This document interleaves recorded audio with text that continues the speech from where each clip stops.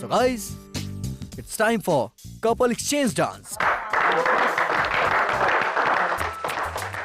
Come on guys, on the floor. Come on, come on, come on. आप ऐसा कैसे कर सकत पानी? आप क्यों और के साथ हमके डांस करे खातिर कैसे बोल सकत पानी? हम कले रनी ना तरह से। क्या सूरज कहीं और डूबे वाला बा? चला, डूबे के बारी आ गए। Come on, let's go.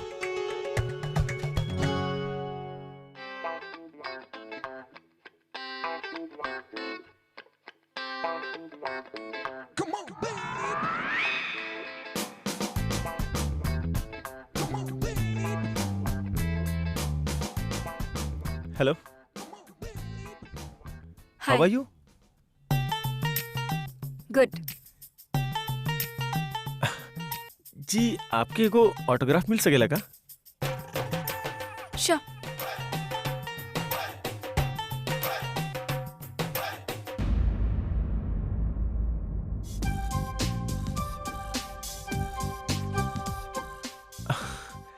जी, हम ना आपके जी बहुत बड़ा फैन बानी। May I dance with you if you don't mind?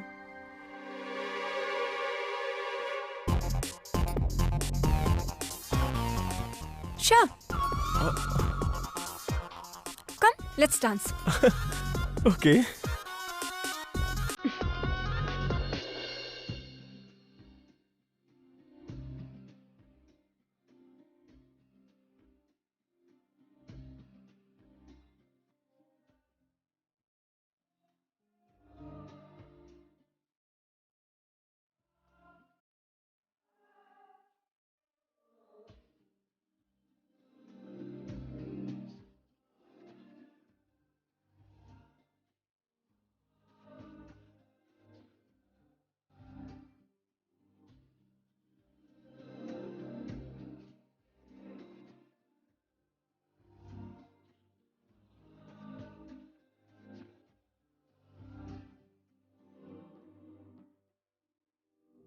ई अपन पुनीत ही है ना? हाँ माँ जी, हाँ था अपन पुनीत ही। ये गधा यहाँ काम करे आयल बा कि डांस करे आयल बा? अभी हम एके रह दा कबीर, प्रज्ञा के ससुराल के मामला बा, आ जाइए अभी।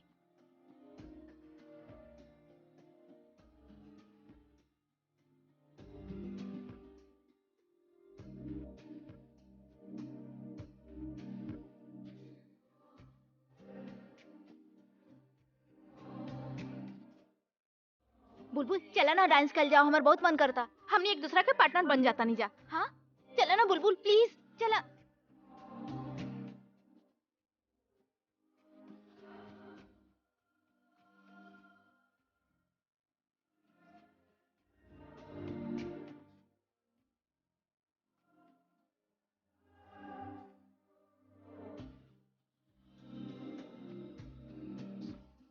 बहुत क्लोज डांस करत रहलू तू। जेलस फील हो रहल बा। सोचा जब तू चश्मिश के साथे होखला त हमके कैसन फील होत होगी। हम काहे जेलस फील करब? अच्छा कुछ ना भाई, अब देख।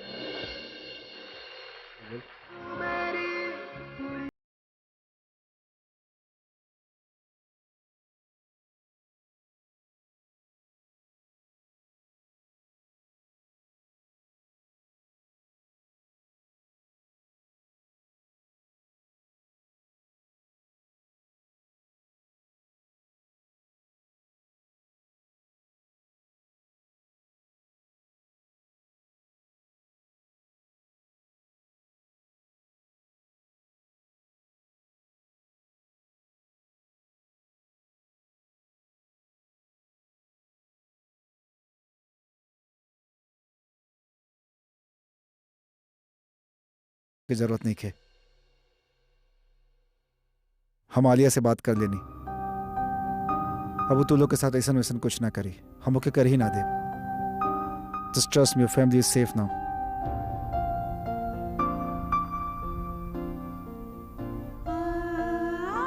Thank you.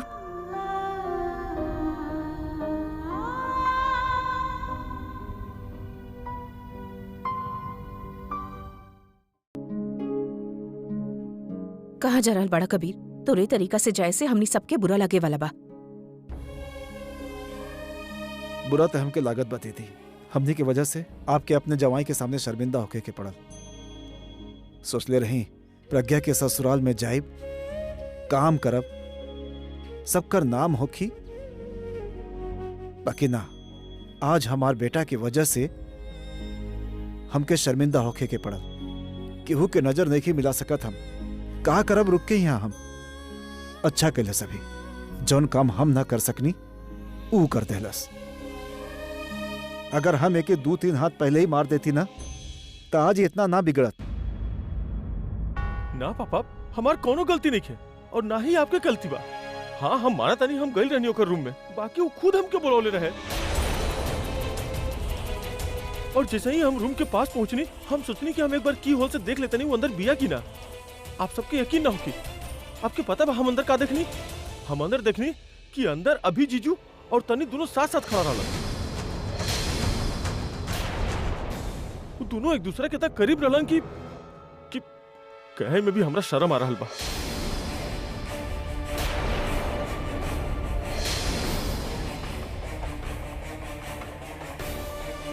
बाद में हमके कुछ बोले के मौका ही ना देले, बस हमके मारा दी गईले ताकि उनका सच्चाई सबके सामने ना आवे। अरे चुप कर बेशरम, चुप कर।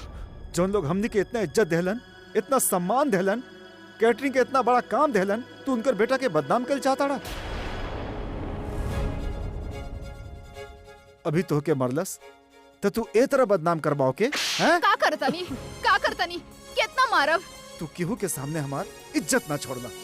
चला माफी मांगा सबसे, माफी मांगा सबसे।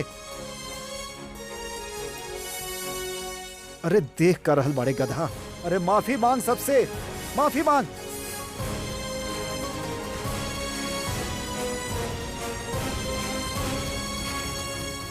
चलो तनी दीदी।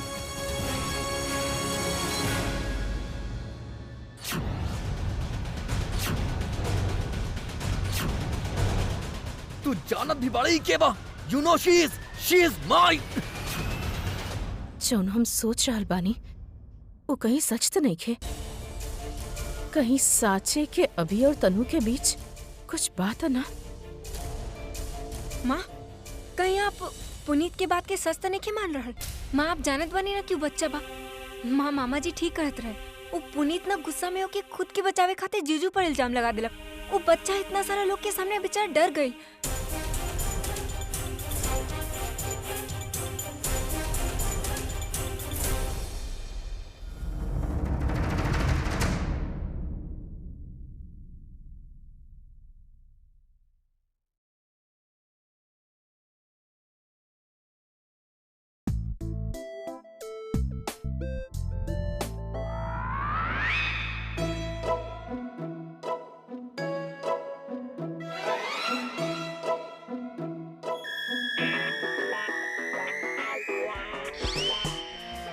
का कर रहल बानी? आप काहे कर रहल बानी? कर रहल बानी? काजू बादाम खा रहल बानी। काहे कर रहल बानी? सेहत बना रहल बानी। ला तू भी बनावा। आप अच्छा तरह जानत बानी हम एसी के बारे में पूछ रहल बानी। ओ एसी, उ का बना एसी में सेंसर लागल बा, जबकि वो गरम दिमाग वाला सामने आवेला तो वो अपना आप चालू हो जाला। तो हम का करी? फिर आप पर तो बर्फ फेंकत होगी। वाओ, कहाँ से लावेलू ऐसा जवाब? गॉड गिफ्ट बा या किताब से सिखले बाड़ू? हाँ, काहे? आप स्कूल में नहीं की सीखले? जैसन के तैसन, टीट फॉर टैट।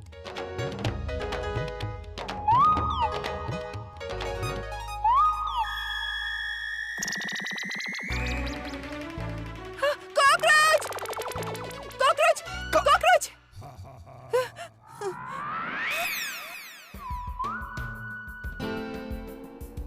तोरा एगो कॉकरोच से डर लगेला? हमार सेहत के गिरा देलू तू। हम उठा देत बानी ना।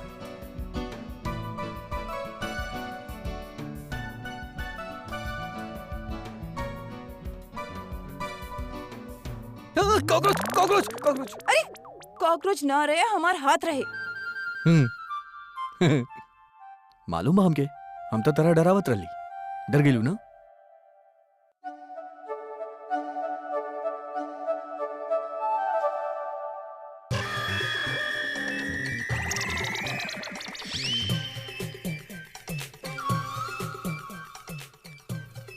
का कर रहल बाड़ू तू? सवेरे सवेरे चालू हो गेलू।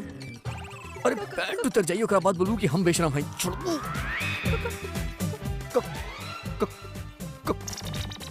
कॉकरोच! बचाई बचाई प्लीज प्लीज बचा ली।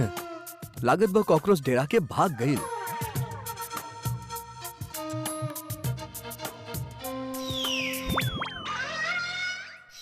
तोरा से बड़ा कॉकरोच तो हो ही ना सकेला। ओह, का बात बा अभी से पैकिंग? I don't care. हालांकि विदाई के बाद ही तो हर विदाई होगी। You have time. पुरान कपड़ा रख रहल बानी जो नहीं के पहने के। ओह, अमहू ना। हमके लगल कि तू ई बात से डर गईलू कि हम कहीं तोरा के धक्का मार के घर से ना निकाली। यही से पहले से ही पैकिंग करके तैयार बाड़ू। हम खुदे चल जाए, आपके तकलीफ उठावे की जरूरत ना पड़ी। पक्का? अब वैसे भी तोरा हमार फिक्र करे के जरूरत नहीं है। जाई जाके पहले चेंज कर ली, ना तो बाद में दरवाजा पीटत रहब। हमरा पे इतना बड़ एहसान करे के जरूरत नहीं है। तू जाके पहले अंदर चेंज कर ला, हम बाहर चेंज कर ले। और वैसे भी आज तोहरा आखिरी दिन बा, यही से हम फैसला कर ले बने कि हम तोहरा के टॉर्चर ना करब। And look at me, I am a rock star. हम जौन भी पहने ली ना वो स्टाइल बन जाला। हमके ज्यादा मेहनत करे के जरूरत ना पड़ेला। मेहनत तो तू जैसन लोग करेले। I am perfect, understood? ए, वो चल गई और हम खुद से बड़बड़ात रहली। ये चश्मिश भी ना। ओह माय गॉड, अभी यार, why you so good looking? It's criminal. It's absolutely criminal look. So hot. What I do?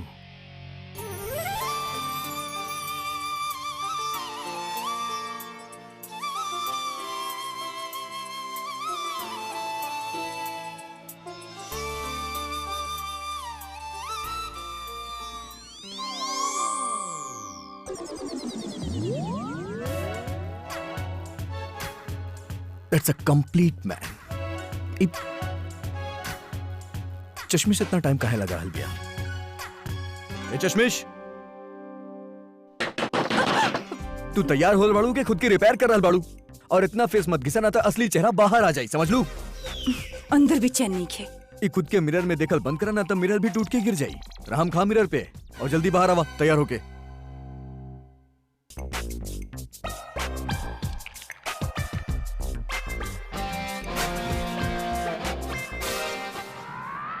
और आप ही ना चेहरा पर ना फुसफुस कल बंद करी, काहे की दिखे आपके वैसे ने बा। वैसन मतलब? जैसन दिखिला। कैसन दिखेली? रहे दी, साच ना सुन पाई। और जैसन भी दिखिला ना तरह से अच्छा दिखिला, समझ लो तू। सेंस ऑफ ह्यूमर था आपके अच्छा होना, लेकिन आज बड़ा अच्छा जोक मारल बन। लाखों लोग फैन बाड़े, हमार करोड़ों लोग फेस पे मरेले। तरह तरह ना, तरह के तो लोग दूर से भी ना देख सकेले, समझ लू? ऐसे की कबो करीब से नहीं की देख लेना। कोनो आनो देखी तब पहले ही कहीं कि हम ज्यादा अच्छा दिखिला। अब बेचारा आनर के का पता बा कि सामने हूर खड़ा बा कि लंगूर। अब बतावत बन के हूर और के लंगूर। देखी देखी के कहा। हॉट एंड हैपनिंग, वाओ, हटेली एंड थकेली, चाओ। मासूम इनोसेंट चेहरा, खूंखार भयानक चेहरा। लाख लोग के पसंद, करोड़ लोग के नापसंद। सीधा और सच्चा, झूठा और सच्ची। ए, हम लुक्स के बात कर रहल बानी और तू कैरेक्टर पे जा रहल बानी। सूरत के कहलक, आप कहानी लंगूर। खूंखार के कहल। इमे हम का कर सकत बानी? ए, ए, हमसे रिबन कटवाइबू? अब का हो गल? तहार शोरूम खुलल बा। का? तहार ब्लाउज के जिप खुलल बा। क्या क्या क्या क्या क्या क्या? स्टैचू ऑफ चश्मिश सामने से हटा, हमके बाल बनावे के बा। नहीं की हट सकत ना। तका तारा चश्मा में देख के बाल बनाई। अरे जिप खुला बा, कैसे हट जाई?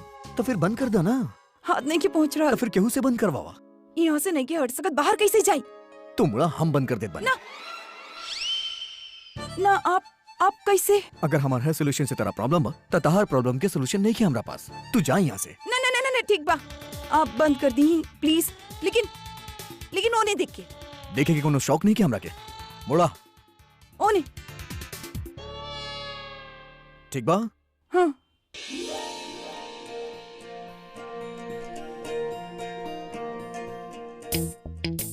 ओ जिप ना हो। तो फिर का बा? अब हम हर देख रहा बानी, हमके का पता बा? कहाँ बा जिप? कहाँ बा? हाँ मिल गए। अब ज्यादा हाथ लगावे की जरूरत नहीं के। अरे आराम से टूट जाए ना। अरे हमारे जीन्स में भी जिप होकेला, बंद करे आवेला हमके।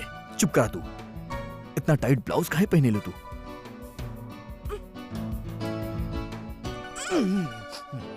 हो गइल ना बंद?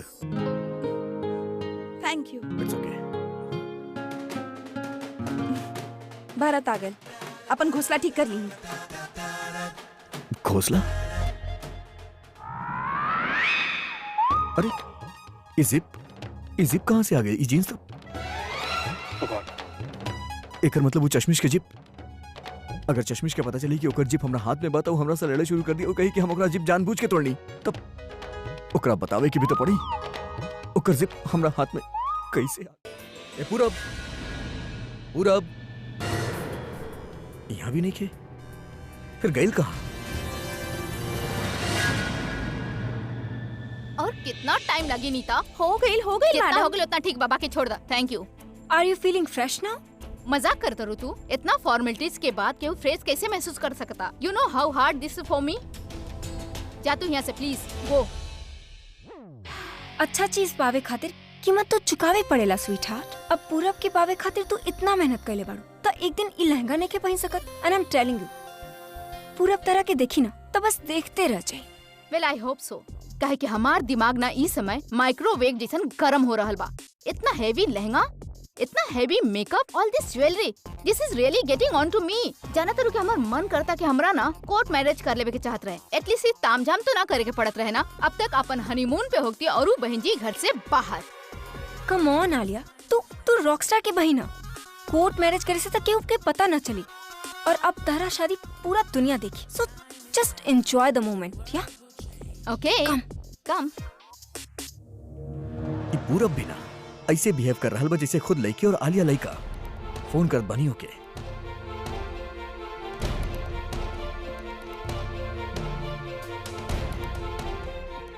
ये तो फोन भी नहीं क्यों उठा रहा।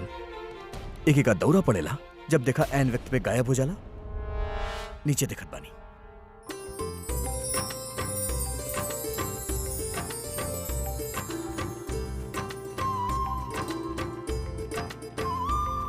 कितना सुंदर लग रहा बिया ना हमारी बेटी।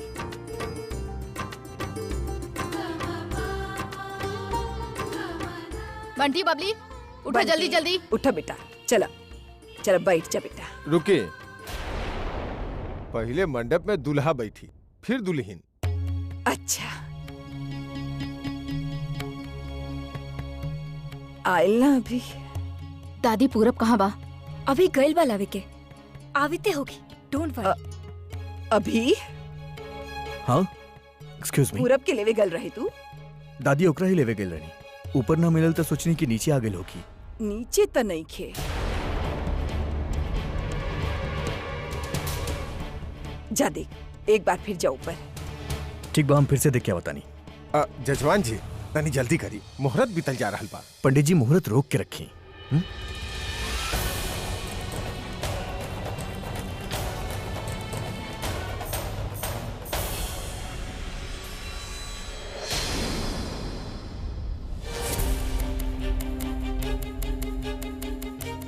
कम ऑन पूरब, पिक अप द फोन मैन। भाई आप इतना टेंशन में काहे बानी? और पूरब कहाँ बा? पता ना हो कि हम सब जगह ढूंढनी, ऊपर नीचे हमके कहीं ना मिलल। और तू मंडप छोड़ के कहाँ एलू? भाई वो छोड़ी। भाई प्रज्ञा कहाँ बिया? होगी नीचे। वो नीचे नहीं क्या भाई, और ना ही बाहर बिया। कहीं ऐसा तो ना कि प्रज्ञा पूरब वो कपड़ा चेंज करे गए रहे और शायद वॉशरूम में होगी। Let me check. चश्मिश, चश्मिश तू अंदर बाड़ू?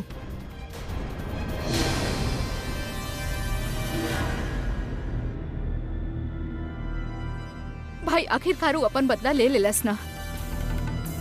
बदला? आपके अभियो नजर नहीं आ रहा भाई। भाई वो अच्छा से जानत रहे कि अगर पूरब और हमार शादी हो जाए तो आप ओके छोड़ दे। जानत रहे कि अगर ऐसन भइल तो ना तो के पूरा मिली ना ही आप। यही से वो फेरा से पहले ही पूरब के गायब कर देलस।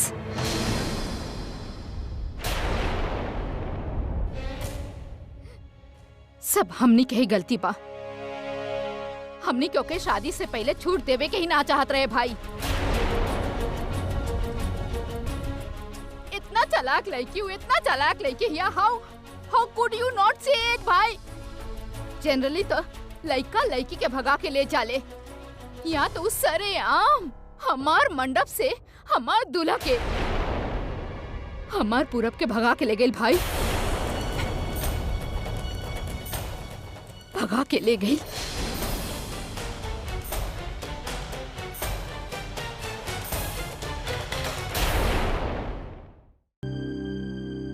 माँ, आप लोग संभल के घरे जाए और ज्यादा टेंशन लेवे की जरूरत नहीं खे, ना तब बीपी बढ़ जाए ना। और आप घर जाके पहले दवाई ले ले। काहे कि प्रज्ञा आलिया ई काहे कहलक कि तू पूरब के भगावे में ओकर मदद कइले?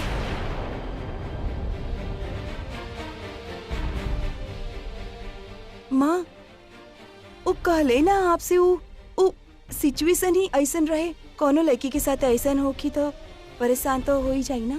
अलिया बस बहुत परेशान बिया, बस ऐसे ओके खुद नहीं के पता क्यों का बोल रहल बिया। वो कबो ऐसन। दादी आप समझाई ना माँ के। अरे एक के बेटा के समझा सकत बा, तोर माँ के तो आदत हो गई बा हर छोट छोट बात पर टेंशन ले लेवेली। माँ जी हम का गलत कहनी? बेटी हिया वो हमार, केहू ओकरा पर ऐसा चीखे हमके पसंद नहीं खे, चाहे वो एकर पति ही काहे ना होखे। आप देखनी अभी कौना तरह से प्रज्ञा से बात करत रहे। ओहो सरला, वो खाली तोहार बेटी के पति ही ना, एगो बहन के भाई भी है। और जेकर बहन के साथे ऐसन कुछ हो जाए वो गुस्सा में तो होखी ही ना। और गुस्सा केकरा पर निकाली? आपन प्यारी पत्नी पर, कौना बाहर वाली पर तना। और ई हम ना हमार 125 साल के एक्सपीरियंस बोल रहा बा। हाँ? 125? हाँ बाबा, 75 हमार और 50 तो हर दादाजी के। और हमार एक्सपीरियंस कहत बा कि जैसे ही प्रज्ञा हमनी के छोड़ के अंदर जाए, सबसे पहले अभियो के मिलते ही माफी मांगी। माँ जी चलल जाओ, बाहर टैक्सी आ गई बा। चला तू रुक। अपन ध्यान रखी। हाँ हाँ चली माँ जी, चलिए माँ जी।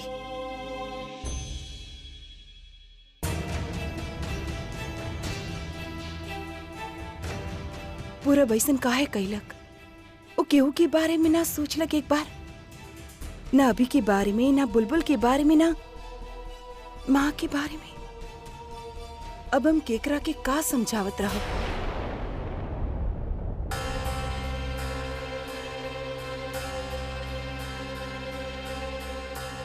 नाउ व्हाट अभी? अब कौन चीज के वेट कर रहल बाड़ू तू?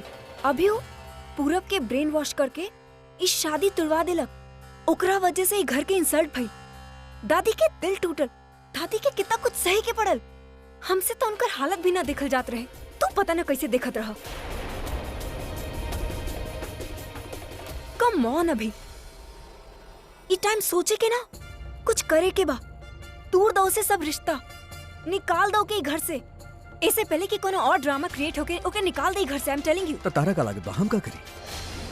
हम सोच रहल बनी कि हमनी का करे के चाहिए, जेकरा वजह से हमार पूरा फैमिली के इतना एम्बेरस होके के पड़ल। उ चश्मिश के हम धक्का मार के भी घर से निकाल सकत रहनी, लेकिन ई हमनी के प्लान ना रहे। हमनी के प्लान रहे कि हमनी ओकर असलियत पहले दादी के सामने लाइब, ओकरा बाद ओकरा ई घर से निकालब। ना तो अगर हमनी ऐसा ना करती तो दादी के सदमा पहुंच सकत रहे। दादी पहले ही पूरब के लेके इतना स्ट्रेस बाड़ी, अगर हमनी उनके प्रज्ञा के बारे में बताई तो वो और स्ट्रेस हो जाइए। ऐसे हम काल सवेरे तक इंतजार करब, ओकरा बाद सोचब हमनी के करे के काबा।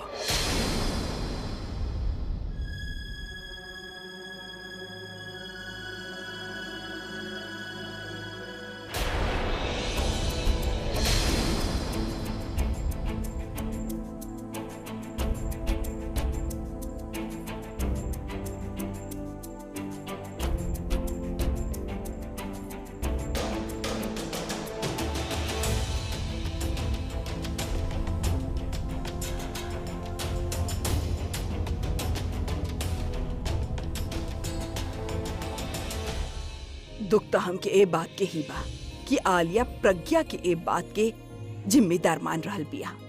दीदी हमके एगो बात समझ में नहीं आ रहल, प्रज्ञा ई फैमिली खातिर का कुछ ना कैलस और आज अचानक का हो गल कि आलिया ओके गलत फहमी, और ये गलत फहमी हम बढ़े ना देब। मानत बानी अल्लाह के साथे बहुत गलत भइल बा, लेकिन ए बात के असर अभी और प्रज्ञा के रिश्ता पर काहे पड़े ना पड़े देब हम। हालांकि अभी के बाद से हमार मन थोड़ा हल्का तो हो गई, बाकी आलिया के तो तू जानत बाड़ू ना, ओकर आँख में केहू खटक जाए ना तो फिर ओकर पीछे ही पड़ जाले। और एगो गलत फहमी के वजह से हम अपन परिवार के रिश्ता में दरार ना पड़े देब।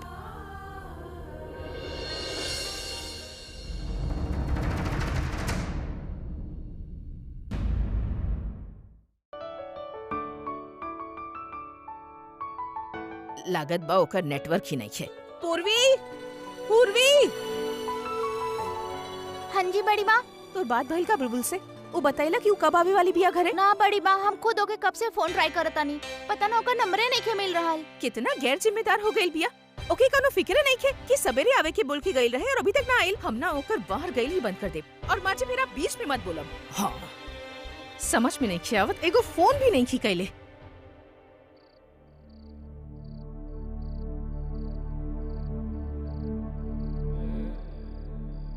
दिल की लगी जब लग जाती है, मिल जाते हैं दो दीवार। डोंट टच मी पूरब। कोनो हक नहीं की तरह हमरा के छुए के, जेकर हक रहे ना ओके तू अकेले छोड़ के चल आइले बड़ा यहाँ। काहे कैला पूरब तू ऐसन? काहे कैला? तू हमरा से प्रॉमिस कैले रहना कि तू आले से शादी करबा, तो फिर काहे उठाइला तू इस स्टेप पूरब? ई जान के भी कि अगर तार शादी आलिया के साथे न भइल तो पता ना हमार दी के साथे का होगी। अगर हमार दी के साथे कुछ भी गलत भइल ना तो एकर जिम्मेदार ऊ लोग ना, सिर्फ तू होक पा पूरब, सिर्फ तू होक पा। हमके लागल कि तू हमार बात मान लेला, लेकिन ना झूठ बोला तू हमरा से कि तू हमरा से प्यार करेला, तू हमरा ला कुछ भी कर सकत बाड़ा। कुछ भी कर सकत नहीं तोरा खातिर बुलबुल, लेकिन उहे जे में तोरा खुशी मिले, जोरा मकसद खातिर हम आलिया से शादी करे खातिर हाँ के ले रहने, अगर मकसद ही पूरा ना होके तो हम काहे करी आलिया से शादी? काहे करी आलिया से शादी? बोला तू। देखा बुलबुल, हम जाना तानी तोरा यह लगत बा कि अगर हम आलिया से शादी कहनी तो प्रज्ञा दी की मैरिज लाइफ ठीक हो जाए। ऐसा कुछ ना होगी बुलबुल, सिर्फ तोरा सोच बा, ऐसा कुछ ना होगी।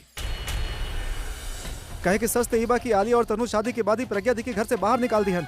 They will throw her out। झूठ बोल रहल बड़ा तू पूरब। झूठ नहीं की बोल रहा हम बुलबुल, हम खुद आलिया के बोला सुननी कि उस शादी के बाद प्रज्ञा दी के घर से बाहर निकाल दी। तो ये बताओ, अगर हमारी शादी के बाद भी आलिया के प्रज्ञा दी से बदला लेवे के बाद हम काहे करिए ओकरा से शादी? कौने काम के हमारा सेक्रीफाइस? जैसे क्योंकि खुशी ना मिली हम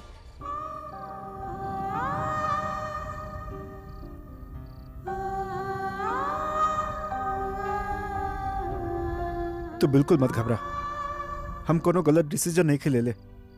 अब तो देखिए ये डिसीजन से हमनी की लाइफ स्पॉइल होके से बच जाई। कौन लाइफ पूरब? हमनी के साथे में कोनो लाइफ नहीं खे और हमके ना चाहिए खुशी अपना ला, प्लीज ना चाहिए हमके। काहे कि हमार सोच हमार फैमिली से शुरू होखेला और उनके पे आके खत्म होखेला। पूरब उनसे बढ़ के ना हम ना केहू के जानीला ना केहू के मानीला। बाकी तहरा का ओकरा से पूरब, तू तो सब कुछ छोड़ के यहाँ चलेला और सफर केकरा होके पड़ रहल बा? हमार दी के।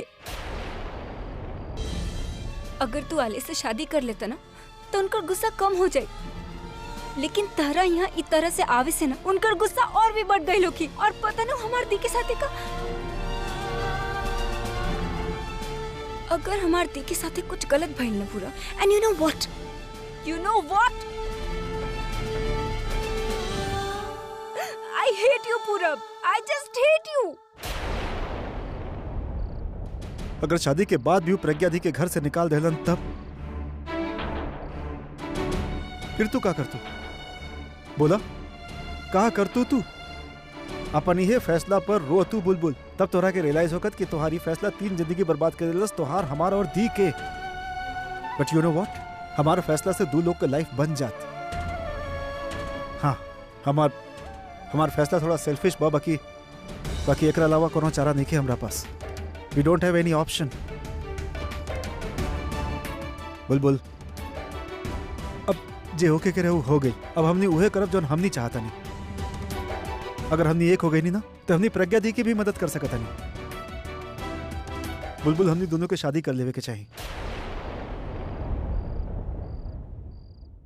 शादी? तू पागल तो नहीं हो गई पूरा? बुलबुल, जे तू बोलू हम मन्नी ना, अब तोरा हमार बात माने के होगी। हमनी पास और कोनो रास्ता नहीं है, और एक बार हमनी एक हो गई नहीं तो सब कुछ ठीक हो जाए, सब संभल जाए। पूरब ना, पूरब प्लीज, पूरब अंडरस्टैंड पूरब। अब हमनी के बीच में सिर्फ एक ही रिश्ता होगी, वहां नफरत के। तू अपन बहन के खुशी खातिर हमार बहन के रुलैलू। अब हम तोरा साथे वो करब कि तोहार पूरा परिवार तोहरा जिंदगी भर रोवत देखी। भाई एकरा साथे बात ही काहे करता नहीं आप?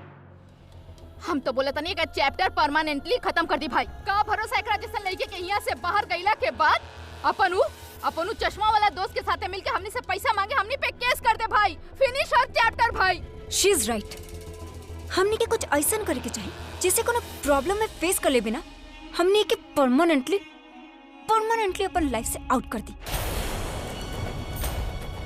वैसे भी 3 गलती कैले भी आई। हमनी से सच छुपैलक, पूरब के शादी से भगैलक और दादी के बेवकूफ बनैलक। एक गंदा से गंदा सजा मिले के चाहिए। एक के तो मार देवे के चाहिए, एक के तो मार देवे के चाहिए भाई। भाई हमनी के जिंदगी बर्बाद कर देले, एक के मार देवे के चाहिए भाई, एक के मार देवे के चाहिए। जी हमार जिंदगी बर्बाद कर देले भैया। ऐसन करे से तू एक सजा न देबू, बल्कि सजा से आजाद कर देबू। एक ऐसन सजा मिले के चाहिए ना, जैसे कि रोज भुगते के पड़े। ये अमीर बने के सपना दिखत रहे ना, और यह सपना अपन बहन के भी दिखैली। इसे अब हम एक असलियत एक पूरा परिवार के सामने लाई। जब एक माँ, एक दादी, हमार दादी ऐसे नफरत करिए ना, तो एक जिंदगी एक खातिर सजा बन जाई। और अपन जिंदगी से तंग आके ही खुद सुसाइड करी। और एक शुरुआत हम अपन दादी से करब, उनके एक सारा असलियत बताइब। यह सजा एकरा ला ठीक रही। खुद के मौत खुदे मरी।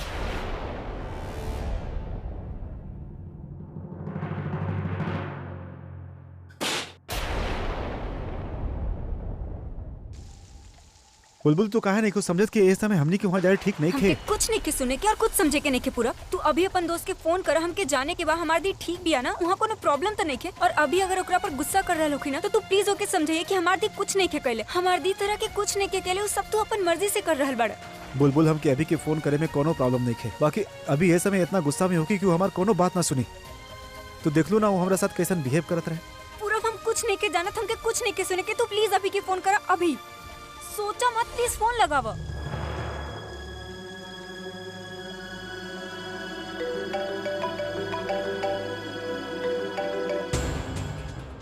तो इतना हिम्मत, इतना सब कुछ होके के बाद भी तू हमरा फोन कर ले? अभी अमी जाने खातिर फोन कर ले रहे कि प्रज्ञा हमके तोर कोनो बात ना सुने के बाद तो के जौन करे के रहे तू कर दे ले। अब हमके जे करे के बाद हम करब, और आज के बाद दोबारा ना हमके फोन करिया और ना ही हमके अपन शक्ल दिखाइए।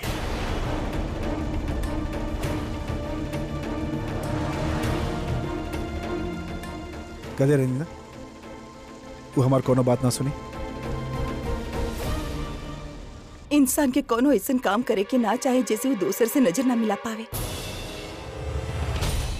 कितना जल्दी रूप बदल ले लू, 1 मिनट खातिर इतना अपनापन देखा लू और पीछे मुड़ते रंग बदल दे लू। देखा, हम के तरह से कोनो पर्सनल दुश्मनी नहीं है। हम जे कुछ भी कहनी मजबूरी में कहनी है। हम अभी से प्यार करीला और कुछ भी कह, हमके कोनो फर्क नहीं के पड़त। हमके फर्क पड़त बात सिर्फ अभी की बात के। अब भी हमरा बारे में का सोचेला, हमरा ला का करेला।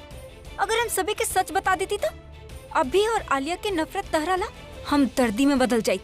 और हमें शादी यह शर्त पर होके देनी रही कि आलिया के शादी के बाद उस तरह के धक्का मार के घर से बाहर निकाल देवे। अगर ओके सच पता चल जाए तो तहरा पर तरस खाके और दादी के दबाव में आके तहरा के लाइफ टाइम खातिर यह घर में रख ली। फिर हमरा का होके। आपकी मजबूरी हमके समझ में आवत बा, लेकिन आपके प्यार ना। हमके इनका ला प्यार सिर्फ देखा वाला अकेला। काहे कि अगर आप वाकई उनका से प्यार करती तो आप उनका बारे में सोचती, अपना बारे में ना। हमार प्यार दिखावा न हो, सच्चा प्यार करीला हम अभी से। और वैसे भी प्यार और जंग में सब कुछ जायज बा। आप जैसे लोग ही प्यार के पैसा के सामने इतना सस्ता बना देले बाड़ के होकर आड़ में कुछ भी करीला आप लोग। हमके अफसोस होखेला इनका ला कि इनके आप जैसे लड़की से प्यार बा। जौन लड़की प्यार के नाम पर पैसा खातिर उनकर शादी के वो और से हो जाए दिलक, वो का जाने का होके दी उनका साथे। पूरा भी गाड़ी के का हो गई पता ना, शायद ओवरहीट हो गई होके। बाकी पानी भी बा, मोबिल ऑयल भी बा, समझ नहीं के आवत भइल का बा। आई थिंक कोनो मैकेनिक के बुलावे के होखी। मैकेनिक के ई वक्त और ऐसन सुनसान सड़क पर? हाँ, यहाँ कहीं मिली तो ना, सवेरे होके तक वेट करे के होखी। सवेरे होके तक ऐसी रास्ता पर? देखा वहाँ कहीं से रोशनी आ रहा बा, वहाँ चल के देखल जाए, शायद कुछ हेल्प मिल जाए। चला। का भइल? कहीं तहार प्लान तो नहीं के? गाड़ी खराब होखल और ई झोपड़ी एंड ऑल दैट? बुलबुल हम सब काहे प्लान करब? जब तू हमके अपन फैसला सुनाई देले बड़ो कि तोरा हमरे साथ नहीं के रहेगे तो रात भर हम काहे भटकब तोरा साथे? अब चलबा भी कि ऐसी खड़ा रहबा? अगर वो लाइट बुझ गई ना तब वहाँ तक पहुँच ना पावे के और पूरा ब्लेम हमरा पर आई। आ रहल बानी।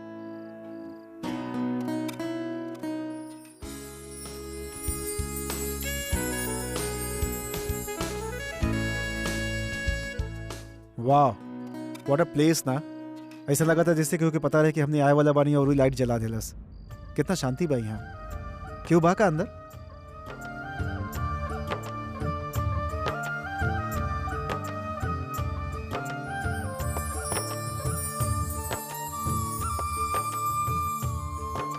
वाह, व्हाट अ प्लेस यार। What wow? नाउ हम ऐसा जगह कभी देख ली ना लाइफ में। वो फिल्म में होखेला ना, हीरो हीरोइन जंगल में जाने गुम हो जाने और फिर बारिश हो, गाना बजे, म्यूजिक होके, डांस होके, है ना? पूरा ना तू हीरो हा ना हम हीरोइन, और यहाँ पर फिल्म नहीं चल रहा कोनो। ऐसे ज्यादा रोमांटिक होके के ना जरूरत नहीं है। You are right. ऐसा चीज तो सिर्फ फिल्म में ही होखेला। रियल लाइफ में तो प्यार करे वाला। एनीवे, लेट्स सी सूते के कहाँ बा। ये जगह के ते देख के लगा था घास फूस से ही काम चलाया के पड़ी।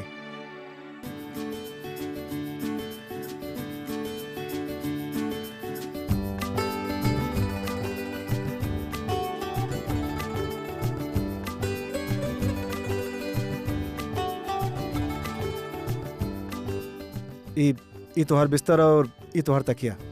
परफेक्ट। अब तू यहाँ सुत जा और हम वहाँ सुत जाए ना। हम वहाँ सुतब और तू यहाँ सुतबू। हाँ, तहार बेडरूम डिसाइड हो गई। अब इहो बता दा कि किचन कहाँ बा, डाइनिंग एरिया कहाँ बा। वो कहा ना तारा ला खाना बनावे के पड़ी ना, और खाना खा के सुतिया। सीरियसली एक रात के तो बात बा और तारा सुते के पड़ल बा। वैसे भी हमके नींद नहीं खावे वाला, काहे कि पता न दी वहाँ पर का करल। आई जस्ट होप सब ठीक होके। इश्क करे जो सो ही जाने, क्यों जल जाते हैं वो परवाने। दिल की लगी जब लग जाती है, मिल जाते हैं दो दीवार। हेलो पूरब, कहाँ बाड़े तू? ठीक था बाड़े ना? जब से गई बाड़े एगो फोन न कैले, और और बुलबुल से मिलले। जी। ये जान के हमके बहुत खुशी भइल कि तू दोनों साथ में बाड़ा, ना तो हमके बहुत टेंशन होत रहे। अब कबो ओकर साथ मत छोड़िया, कबो उसे दूर मत जाइहा। चाची जी वो बहुत गुस्सा में भी है, हमरा से बात नहीं कर रहा। ना पूरब, अब पीछे मत हटिया, भरोसा रखिया अपन प्यार पर और ई सोचिहा कि आखिरी मौका है तोहरा पास। ओके पावे के बाद हर पल नया कोशिश करे के पड़ी। दूसरा के खुशी खातिर वो अपन प्यार के कुर्बान कइला। इतना हिम्मत सबे में ना होखे, बस उहे हिम्मत तोहरा के दिखावे के बा। और बुलबुल के गुस्सा त बात में बा, ओकर दिल में त प्यार ही बाना। सही वक्त पर तोहरा ओकर दिल के सही तार के छेड़े के होखी और ओकर प्यार फिर से जगावे के होखी। सब ठीक हो जाई। चाची सही बोल रहल बड़ी, हमके एकर जिद तोड़े के होके, फिर से वो लम्हा बनावे के होके, फिर ही खुद के ही ना रोक पाई।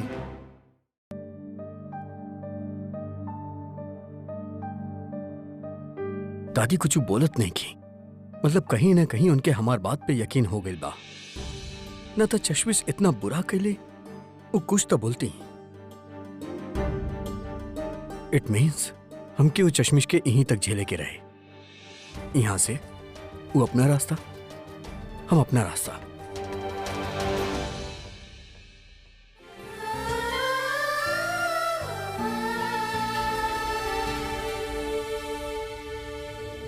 का खा के पैदा भइल बिया, जितना ऐसे दूर जाए चाहता नहीं उतना ही सामने आ जाएली। परछाई ना बल्कि आत्मा बन के पीछे पड़ गई बिया। कुछ फेंके खातिर भी ना बना। तू लोग यहाँ कहाँ आ गेलू? हम ओकरा अकेले झेलत रहनी, अब तू दोनों के भी ना उहाँ मत देखा। वो चश्मिश उहाँ खड़ा बिया। हमार मूड ऑलरेडी के खराब हो चुकल बा, तू लोग अपन मूड मत खराब करा। भाई हमने तो यहाँ सिर्फ ऐसे आई रहे कि वांटेड टू चेक कि कहीं वो बहन जी कोनो प्लान बना के आपके और दादी के फंसा न देवे। We know she wanted to back at home, तो वो कुछ भी कर सकती है भाई। आलिया अब अगर वो घर में आवे भी चाहिए ना, तो दादी ओकरा घर में ना आवे दी। दादी मतलब दादी कुछ कहली उसे? दादी ना कुछ कहली के, दादी के चश्मिश की असलियत बता देनी हम। अब अगर ये दादी के सामने आई ना, तो समझा हमेशा खातिर गई। सुपर भाई, हमके तो लागल ना रहे कि दादी के एपिसोड इतना जल्दी सॉल्व हो जाए। अब तो दादी की भी एक असलियत पता चल गई बा और अब वो बहन जी घर से परमानेंटली आउट। हाँ आलिया, वो गाँव में ऐसा कहले बिया कि ये घर में रहे लायक नहीं खे। I knew it कि ई बार तू चश्मिश के बात में ना आई बा। यह राइट भाई, एके पता रहे, तब भी घर पर आप पे डाउट करत रहे।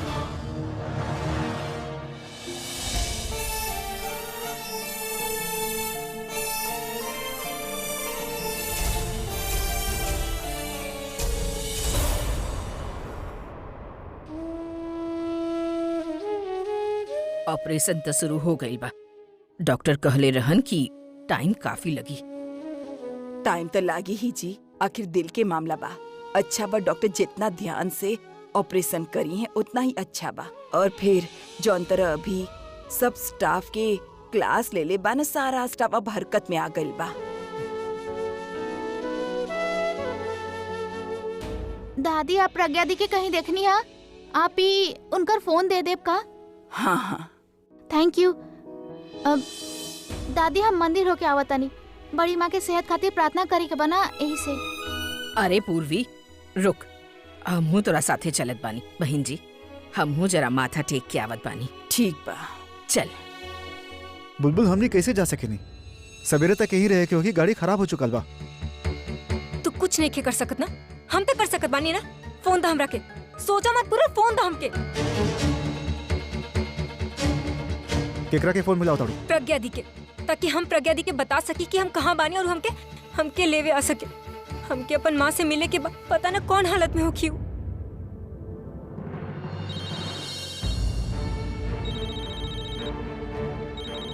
प्रज्ञा के फोन पर पूरब के कॉल। प्रज्ञा ही पूरब के शादी के मंडप से भगैले बिया। दादी पूरब प्रज्ञा के बहन बुलबुल से प्यार करेला।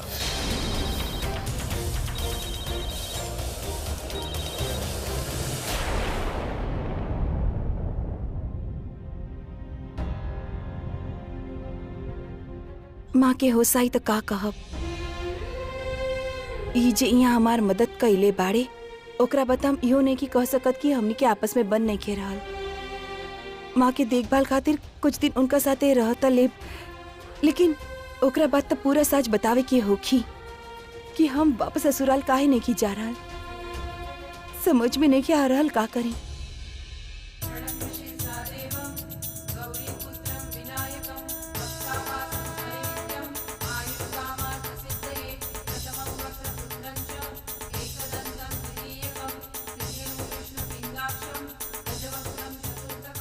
हम जीत गई नी। एकर मतलब के ना तो तू बाड़ा और ना ही तो हर कोनो वजूद बा। हम तरह से कहले रहनी ना, हम ही के घर से निकाल देब और हम ही करके दिखाईनी। और तू अपन परम भक्त के मदद तक ना कर पाइला। अब ऐसे एक बात साबित होत बा कि या तो तू बाड़ा ही ना, या तारा भी एकर असलियत के पता चल गइल बा और तू एकर साथ देहल छोड़ देला। चला अच्छा बा, एकर मतलब हमनी दोनों एक जैसन सोचे लगली। बाकी एकर मतलब ये नहीं कि हमनी दोनों के पैचअप हो गए। वो तो कबो हो ही ना सकेला, काहे कि हम कबो तोहरा पे विश्वास ना करब। But don't be sad and don't feel bad, काहे कि जब तक तू ऐसन लोग के साथ देत रहबा और ऐसन लोग के माफ करत रहबा, तब तक तहार नाम तब बना ही रही। तो का बना, तहार माफी और झूठा उम्मीद के ऊपर इनकर वजूद बनेला और एकर झूठा प्रार्थना पर तहार वजूद। लेकिन आज रात के हमनी तीनों के दी एंड होके वाला बा। हमनी के ट्रायंगल स्टोरी खत्म। तू अपना घर, ये अपना घर और हम अपना घर। And don't miss me because I want. तू अपन कंट्रोल खो चुकल बाड़ू। अपन सब कुछ खो चुकल बानी तो कंट्रोल के काहे रखी तनु? ओ कभी खो देब हम। आलिया लिसन टू मी, तू होश में नहीं का? व्हाट्स रॉन्ग विद यू? ओ शट अप तनु, तू नहीं खो जानत कि हमरा साथे का हो रहल बा। जिससे हम प्यार कइनी वो थप्पड़ मारले बा आज हमके, जेके हम अपन घरे लेके आईनी। वो धोखा देलक, ओकर बहन धोखा देलक, सब धोखा देलक हमके तनु। उस सब की वजह से आज हमनी तीनों की हाल बात तनु। और वो लोग इतना चैन से कैसे जी सकत रे? एकर सजा उनके मिली तनु, उनके मिली। का करे जा रहल बाड़ू तू? का करे जा रहल बाड़ू? ओकनी के माँ के बताइब तनु, ओकनी के माँ के बताइब कि उनकर बेटी कैसन बाड़ी सन, कितना गिरल लड़की बाड़ी सन उ लोग। और इस तरीका से बताइब कि अपन माँ के नजर में दोनों गिर जाइए सब तनु। उनके बतावे के पड़ी। अभी हार्ट के ऑपरेशन भइल बा। कोनो शॉकिंग बात सुनिए तो उनकर जान भी तो और अच्छा बा ना तनु। मरत तानी तो मरे तना उनके। हम हो तो तिल तिल करके मरत आनी ना, हर एक मिनट मरत आनी। हमार पूरा परिवार के लोग मरत तनु और वो लोग चैन से जियत रे। उनके ऐसे कैसे चैन से जियती हमनी? सजा तो देवे के पड़ी ना तनु। सजा देल बना था जोन कइले बड़े हमनी के साथे, हमार पूरा परिवार के साथे तनु। ऐसन हालत करब ना कि जिंदा ना रह पाइए और उनकर दोनों बेटी भी ना अपन माँ के हालत देख के मर जाइए ना। आलिया, दिस इज व्हाट दे डिजर्व तनु। हम अभी जाके बता देंगे उनके। रुको आलिया, आलिया पीछे अभी। भाई हम कहाँ जा रहल बड़ू? भाई हम अंदर जाते नहीं, हमके ओकर माई से बात करे के बा भाई। हमके बहुत जरूरी बात करे के बा भाई। कुछ ना करू, बाकी भइल का? भाई हम बाद में बात करत नहीं, पहले जोन काम करे आल बानी वो तो करे दी ही ना भाई। हमके आलिया डोंट बिहेव लाइक दिस। अंदर सब लोग बड़े, अगर तरह इतना गुस्सा में देख ले तो मरे तो के मरे दी ना। हमके कोनो फर्क नहीं के पड़त। हमके बस वो दोनों बहनियन से बदला लेबे के बाद दैट्स इट भाई। हमके जाय दी। आलिया तू ऐसे कुछ ना करबू। अंदर दादी भी बड़े और तोरा भइल का बा? कल जब दादी उ चश्मिश के तारीफ करत रहनी तब तक तू कुछ ना करी ना। अब का भइल तोरा आलिया? भाई पूरब भाई पूरब हमरा के थप्पड़ मरले बा भाई। अब आपकी बहन के थप्पड़ मरले बा उ, और वो बुलबुल के सामने। भाई आप तो जानी लेना भाई। आप हमके समझेले नहीं तब पूरब जब हमरा के छोड़ के गई रहे तब हम अपना आप के संभलनी ना भाई। जब आप बोले रहे कि Alia you have to be strong, तो क्या अपन ध्यान रखे के बाद तब हम अपन ध्यान रखले रही भाई। लेकिन भाई वो फिर हमारे सामने वो बुलबुल के गले लगावत रहे और भाई हमके बहुत गुस्सा आइल और हम जाके वो बुलबुल के मरनी और वो पूरा बीच में आ गए भाई। और फिर वो हमरा के थप्पड़ मारलस भाई। थप्पड़ मारला को हमरा के। पूरब आपके प्रॉमिस कैले रहना भाई कि वो हमार ध्यान रखी। He will be take care of me। जौन हाथ में हमार हाथ होके के चाहत रहे वो हाथ से ही वो हमरा के थप्पड़ मारलक भाई। आलिया के थप्पड़ मारलस। He slapped me। भाई वो दोनों बहन से हम बदला लेके रहब। इतना आसानी से उकनी के हम ना छोड़ब। हम तो बुलबुल के जान से मारे वाला रहनी, लेकिन पूरा बीच में आ गई। भाई हम ना भाई वो दोनों बहन के हम इतना आसानी से ना छोड़ब भाई।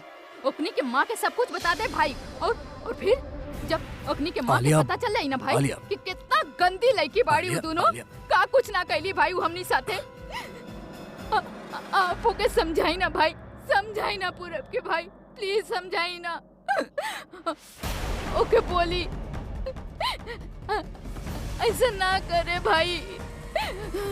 देखी पूर्वी सामान भी पैक कैलक कि ना सर? दादी हम सोचत रहे कि कुछ दिन घर ही चलत बानी ना तो माँ के ख्याल रखब। हाँ, अगर तू माँ के ख्याल ना रखबे तो ठीक कैसे होगी माना? सुन रहल बाड़े पूर्वी एकर बात, पक्का ससुराल वाली हो गई बिया, उनके रंग में रंग गई बिया। तो की का लागत बा, हम सरला के ख्याल नहीं ही रख सकत? ना दादी ऐसा नहीं कि हम सिर्फ ई कहत रहे कि हम। हाँ, तू तो सिर्फ ई कहत रहेस कि जितना फिकिर तो के बा सरला के उतना केहू के नहीं के। देख प्रज्ञा, ए बखत अगर तू अपन माँ के बारे में सोचबे तो सही ना होगी। तोर ससुराल वालन के घर में बहुत बड़ बात भइल बा और जेकरा वजह से भइल बा उ हमनी सब जानत बानी। त बेटी ऐसन वक्त तू अगर ससुराल छोड़ के मायके में माँ के देखभाल खातिर आ जाइबे तो वो लोग का सोची कि तू कितना खुदगर्ज बाड़े। और वैसे भी देखी है अभी सरला के समझा देले बाना कि अब तोर और अभी के बीच में सब कुछ ठीक बा। और ई बात सुन के तो सरला अपने आप ही ठीक हो जाए। हाँ, और तू घरे आवत रहीस मिले खातिर।